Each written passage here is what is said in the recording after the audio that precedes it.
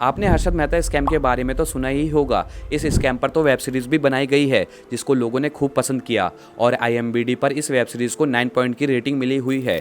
लेकिन अब एक और स्कैम की कहानी को लेकर डायरेक्टर हंसल मेहता आ रहे हैं जिसका नाम है स्कैम 2003 द तेलगी स्टोरी। लेकिन आखिर ये स्कैम है क्या है इसकी पूरी कहानी, आइए जानते हैं आज की हमारी इस वीडियो में। अगर इस स्कैम की बात करें तो इसके मास्टरमाइंड अब्दुल करीम तेलगी थे और ये स्कैम 2003 में हुआ था। ये स्कैम इतना भयानक था कि इसने भारत के जुडिशियल सिस्टम की नींव हिलाकर रख दी थी।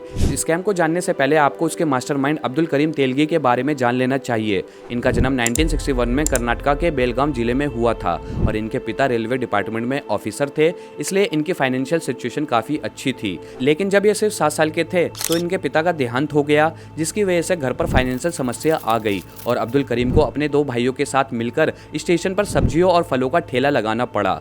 अब्दुल पढ़ने में काफी अच्छे थे और अपनी पढ़ाई को किसी तरह पूरी करना चाहते थे, इसलिए काम के साथ साथ पढ़ाई करते गए और इन्होंने बीकॉम की डिग्री हासिल कर ली। पढ़ाई में अच्छे होने की वजह से इनको आसानी से जॉब मिल गई, लेकिन अपनी पसंद की जॉब न होने की वजह से ये कहीं भी ज्यादा दिन तक टिक नहीं पाए। लेकिन अब्दुल ने हार नहीं मानी, ये अपने सपनों को लेकर सपनों के शहर मुंबई आ गए। यहाँ पर भी उन्हें अच्छी जॉब मिल गई, लेकिन जैसा कि हमने बताया कि उनका अपनी मनपसंद जॉब की वजह से काम में मन नहीं लगता था, जिसकी वजह से ये अपने टारगेट पूरे नहीं कर पाते थे और उन्हें यहाँ पर भी जॉब से निकाल दिया गया। अब तक आप सोच रहे होंगे कि कितना हार्डवर्किंग और टैलेंटेड आदमी है जिसने अपनी पढ़ाई को पूरा किया और अब भी स्ट्रगल कर रहा है। लेकिन अब तक की कहानी से इसे अपना रोल मॉडल नहीं बना लेना, क्योंकि आगे की कहानी सुनकर आपकी रूह कांप उठेगी। जॉब से निकालने के बाद में अब्दुल के ऊपर जल्दी से जल्दी पैसा बनाने का भूत सवार हो गया। ये जल्दी से किसी भी तरीके से पैसा कमाना चाहते थे ताकि अपनी सारी ख्वाहिशों को पूरा कर सके। और तभी इनको सऊदी अरब के बारे में पता चला कि वहाँ जाकर आप अच्छे से पैसा छाप सकते हो। अब अब्दुल भी सऊदी अरब पहुँच गया और अगले 7 सालों में इसने खूब पैसा कमाया।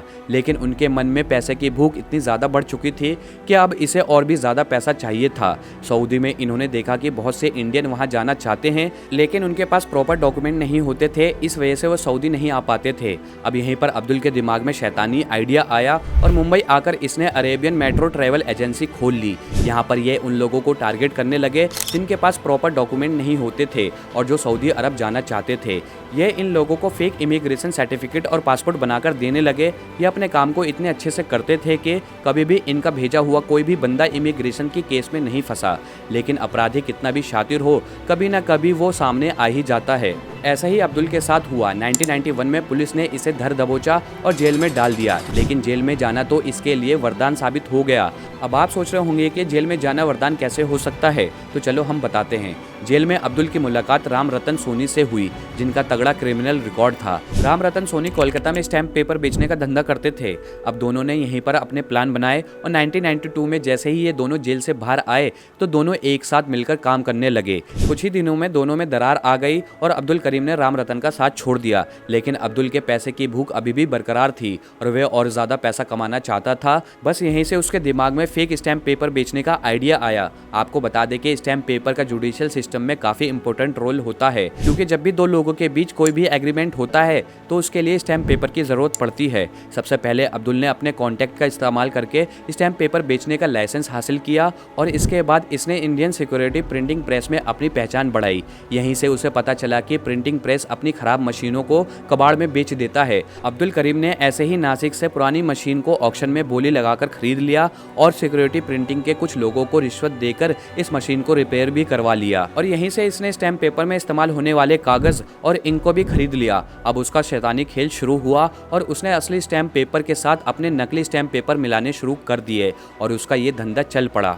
अपने धंधे को चलाने के लिए अब्दुल ने 350 से भी ज़्यादा MBA स्टूडेंट को मिलाकर एक टीम बनाई। ये स्टूडेंट हर उस इंस्टीट्यूट में जाते थे जहाँ पर स्टैम्प पेपर की ज़रूरत पड़ती थी और वहाँ पर ये मार्केट रेट से काफ़ी कम दाम पर स्टैम्प को बेच देते थे।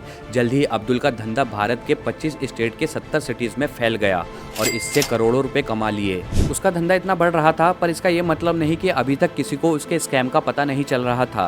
उसके खिलाफ 25 से भी ज़्यादा FIR हो चुकी थी, लेकिन वह इतना माहिर था कि ज़्यादातर ऑफिसर और पॉलिटिशियन को मोटी रकम देकर खरीद लेता था, इसलिए उसे कोई गिरफ्तार करने वाला नहीं नहीं था। यही वजह है कि आज तक कोई इस बात का अंदाज़ा नहीं लगा पाया है कि अब्दुल करीम के पास कितनी प्रॉपर्टी थी और उसने कितना बड़ा स्कैम किया था। अलग अलग वेबसाइट की माने तो उसने 10,000 करोड़ से लेकर 1 लाख करोड़ के बीच का घोटाला किया था, लेकिन सच तो अभी तक किसी को नहीं पता। हाल तो ये था कि अब्दुल को खुद नहीं पता था कि उसके पास में कितना पैसा है। वह अपने पैसों को बोरों में भरकर रखता था, लेकिन जब इंसान के पाप हद से ज्यादा बढ़ जाए तो उसका अंत आ ही जाता है। ऐसा ही कुछ अब्दुल के साथ हुआ। 2001 में बेंगलुरु पुलिस ने नकली स्टैम्प पेपर से भरा हुआ एक ट्रक पकड़ा और यहीं से अब्दुल की उल्टी गिनती शुरू हुई, क्योंकि यहीं से बेंगलुरु पुलिस ने अपनी इन्वेस्टिगेशन को शुरू किया और एक से दूसरी कड़ी मिलाते हुए वे नकली स्टैम्प पेपर के मास्टरमाइंड अब्दुल करीम तेलगी के पास पहुंच गए। बेंगलुरु पुलिस को ये सक्सेस इसलिए मिली क्योंकि अब्दुल इतना ओवर कॉन्फिडेंट हो चुका था कि उसे लगता था कि उसका कोई कुछ नहीं बिगाड़ सकता।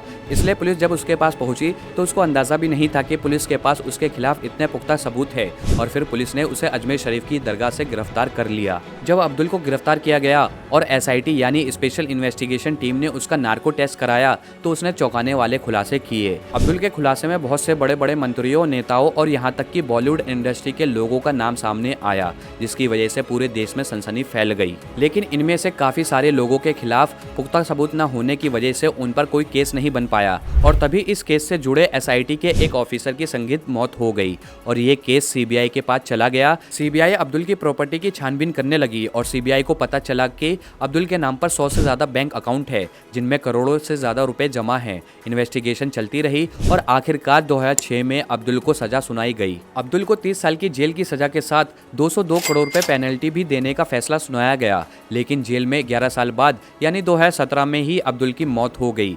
अब्दुल की मौत बहुत ही मिस्टीरियस तरीके से हुई थी। इसी वजह से उनके वकील का कहना है कि इसमें पुलिस वालों का हाथ है, क्योंकि इतने बड़े स्कैम में अब्दुल अकेला मास्टरमाइंड नहीं था, उसमें और भी बहुत सारे लोग शामिल थे और इन्हीं लोगों ने पुलिस वालों के साथ मिलकर अब्दुल को मरवा दिया। वैसे आपका इस बारे में क्या राय है, हमें कमेंट करके ज़रूर बताइएगा। साथ ही अगर आपको हमारी ये वीडियो पसंद आई हो तो इसको लाइक करके हमारे चैनल को सब्सक्राइब करना ना भूलें। धन्यवाद।